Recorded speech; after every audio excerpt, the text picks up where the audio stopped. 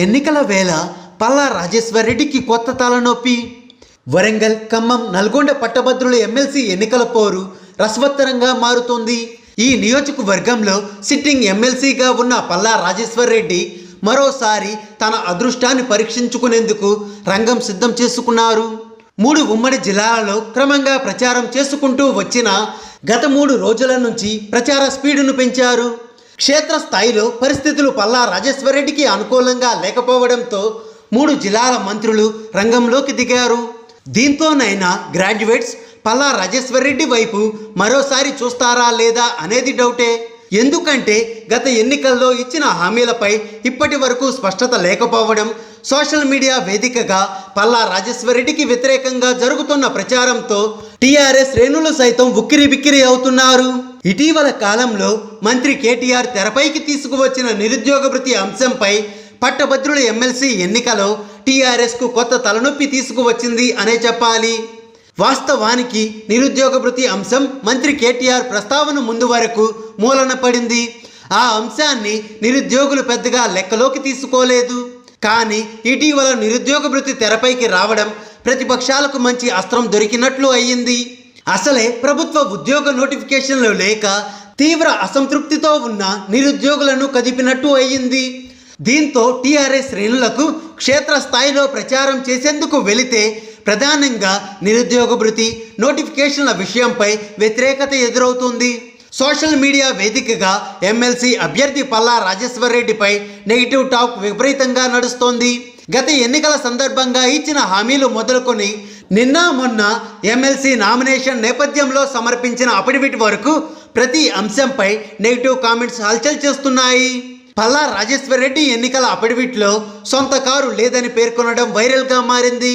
మరోవైపు ప్రైవేట్ యూనివర్సిటీల విషయంలోనూ పల్లా రాజేశ్వర్ రెడ్డికి సంబంధించిన అనురాగ్ విద్యా సంస్థల ప్రస్తావన వస్తుంది.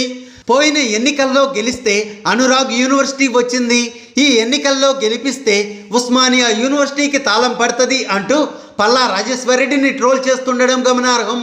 అధికార టీఆర్ఎస్ పార్టీకి చెందిన పల్లా రాజేశ్వర్ రెడ్డిపై ప్రతిపక్షాలు అన్ని మూకుమ్మడిగా దాడి చేస్తున్నాయనే చెప్పాలి. కాంగ్రెస్ పార్టీ అభ్యర్థి రాములు నాయక్ మొదలుకొని ప్రొఫెసర్ కోదండరాం, చెరుకు సుధాకర్, గుజ్జల ప్రేమేందర్ రెడ్డి, తీన్మార్ మల్లన్న తదితర సోషల్ మీడియా అనుచర వర్గమంతా పల్లా రాజేశ్వర్ రెడ్డిపై దుమ్మెత్తిపోస్తున్నారు. ఇటీవల పల్లా రాజేశ్వర్ రెడ్డికి ఓటు వేయాలి అంటూ చేసిన టెలికాలర్కు ఓ యువకుడు ఇచ్చిన సమాధానం వైరల్గా మారింది.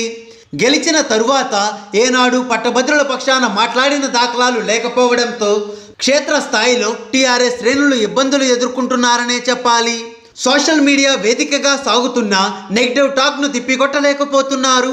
పట్టభద్రుల ఎమ్మెల్సీ ఎన్నికకు సంబంధించి ఎంత ప్రయత్నించినా పల్లా రాజేశ్వర్ రెడ్డి పాజిటివ్ టాక్ను పూర్తి స్థాయిలో సాధించలేకపోతున్నారు అనే చెప్పాలి. మండలాల వారీగా ఇప్పటికే పార్టీ బాధ్యతలను అప్పజెప్పినా ఆశించిన ఫలితం కానరావడం లేదు. నిరుద్యోగులకు సోషల్ మీడియా ఆయుధంగా మారడం, మొబైల్స్లో అత్యాధునిక సాంకేతిక అందుబాటులోకి రావడం ప్రజాప్రతినిధులకు చిక్కులు తెచ్చిపెడుతుంది.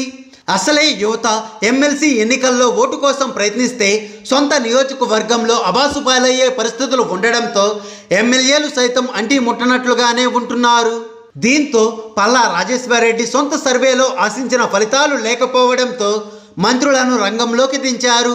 వరంగల్ జిల్లాకు సంబంధించి మంత్రి ఎర్రబెల్లి దయాకర్ రావు, సత్యవతి రాథోడ్, ఖమ్మం జిల్లాలో పువ్వాడ అజయ్, నల్గొండ నుంచి మంత్రి జగదీష్ రెడ్డి అంతా తామై వ్యవహరిస్తుండడం గమనార్హం. మంత్రులు స్వయంగా క్షేత్రస్థాయిలోకి వెళ్లి పరిస్థితులను చక్కదిద్దేందుకు ప్రయత్నిస్తున్నా అవి ఏ మేరకు ఫలిస్తాయో వేచి చూడాల్సిందే. కానీ గెలుపు కోసం పల్లా రాజేశ్వర్ రెడ్డి భారీగా డబ్బు ఖర్చు పెడుతున్నా పల్లా రాజేశ్వర్ రెడ్డి ఓడిపోతారు అనే టాక్ జోరుగా వినిపించడం కొసమెరుపు. హాయ్ ఫ్రెండ్స్, మా టుడే టుమారో యూట్యూబ్ ఛానల్ చూస్తున్నందుకు చాలా థ్యాంక్స్. మరిన్ని లేటెస్ట్ వీడియోస్ కోసం వెంటనే సబ్స్క్రైబ్ చేయండి. అలాగే ఈ బెల్ ని కూడా రింగ్ చేసేయండి. మా నోటిఫికేషన్స్ అన్ని మీ మొబైల్లో వస్తాయి. అలాగే మా వీడియోస్ మీకు నచ్చితే లైక్ చేయండి, షేర్ చేయండి, నచ్చకపోతే కామెంట్ చేయండి.